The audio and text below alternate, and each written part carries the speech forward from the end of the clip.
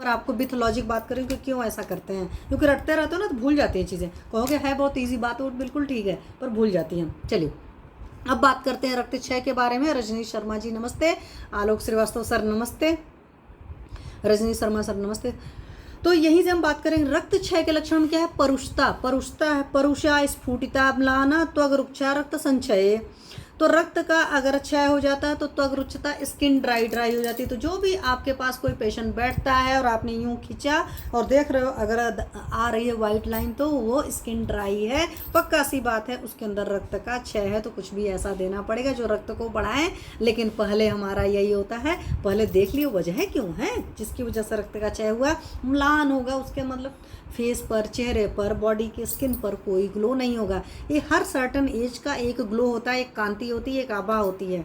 ये भी मैं आपको बता दूं, जो हमारी एज ग्रुप है आप देखेंगे उसका अलग होगा, एक ओल्ड एज के लोगों का एक अलग स्किन का टेक्सचर हो जाता है, और एक कम एज के लोगों का एक अलग होता है। तो वो जो ग्लो होना चाहिए वो ग्लो होना ही होना चाहिए। तो म्लान होगा, ग्लो नहीं होगा, ढीला ढाला सा, सिंपल लैंग्वेज में समझिए वो होगा, रिंकल्स टाइप का होगा। स्फुटिता मतलब फटी फटी सी स्किन होगी, परुषा मतलब खुरदुरी होगी। तो ये सारी चीज़ें अगर आपको नज़र आ रही हैं तो पक्का सा समझिए कि हमको रक्तपाचक देने की ज़रूरत है।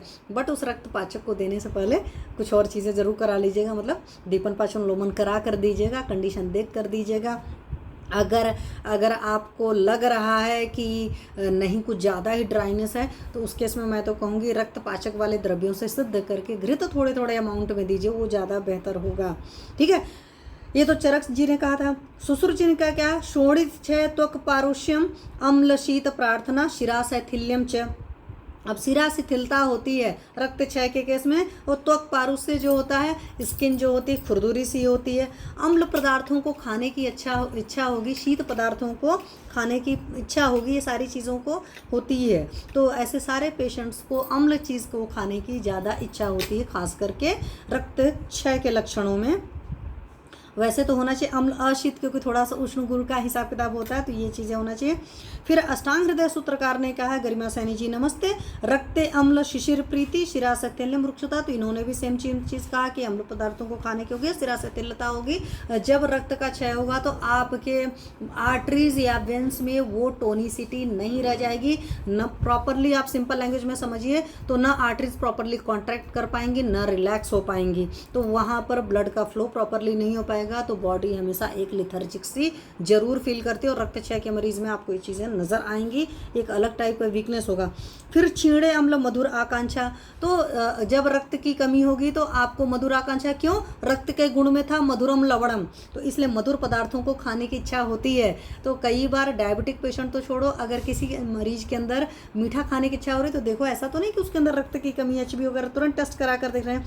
मूर्छा च त्वचिरच्यता, और रक्त ज़्यादा कम हो जाएगा तो मूर्छा भी आती है, और स्किन ड्राई हो जाती है, रुक्षता।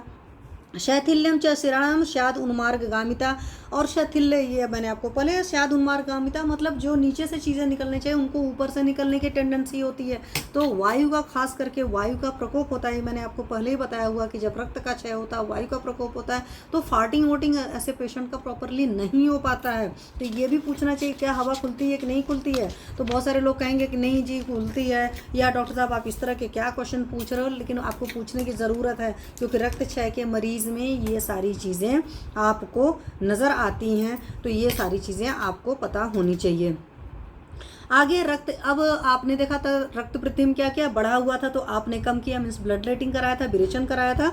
अगर रक्त क्षय का प्रतिकार करने की ज़रूरत है तो धातु क्षयात श्रुते रक्त मंदः संजायते अनलः पवनश्च परम कोपम याति तस्मात् प्रयत्नतः तम न अतिशीत शीतैर लघुभिः स्निग्ध शोणित वर्धने ईषद अम्लैर नवार भोजने अम्लैर्वा भोजने समुपाचरित।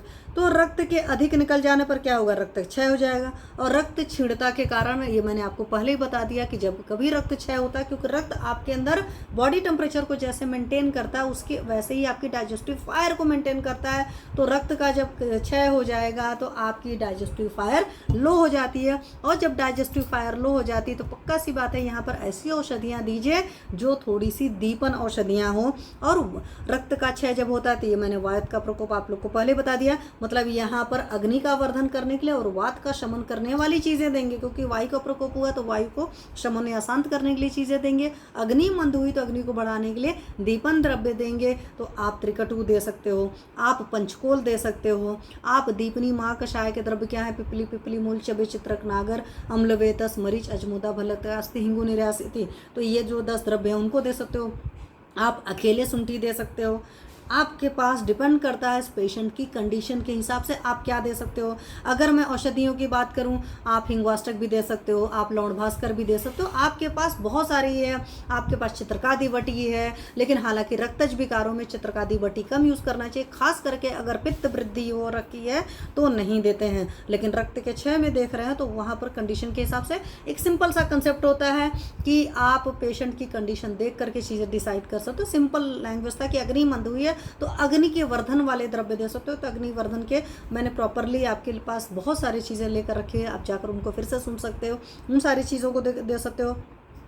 और ऐसे कंडीशन में जो आप खाना दोगे वो कैसा दोगे, तो भोजन जो दोगे जो न अधिक शीतल हो न हो तथा लघु स्निग्ध और रक्तवर्धक हो। क्यों ऐसा बोला गया है कि होता क्या है कि एक तरफ उसकी अग्नि मंद है और आप उसमें भारी चीज़ दे दोगे तो अग्नि और मंद हो जाएगी, इसलिए लघु दोगे। और रक्त जो है स्निग्ध है तो थोड़ा सा स्निग्ध दोगे, बहुत ड्राई चीज़ें नहीं दोगे। और ड्राई चीज़ें दोगे तो पक्का सी बात है रक्त का और ज़्यादा क्षय हो जाएगा या वात का प्रकोप हो जाएगा। ठीक है, सिंपल लैंग्वेज में समझिए।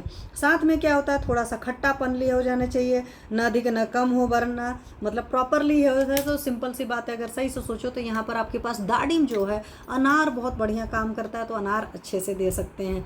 ठीक है, ये चीज़ समझने की ज़रूरत है।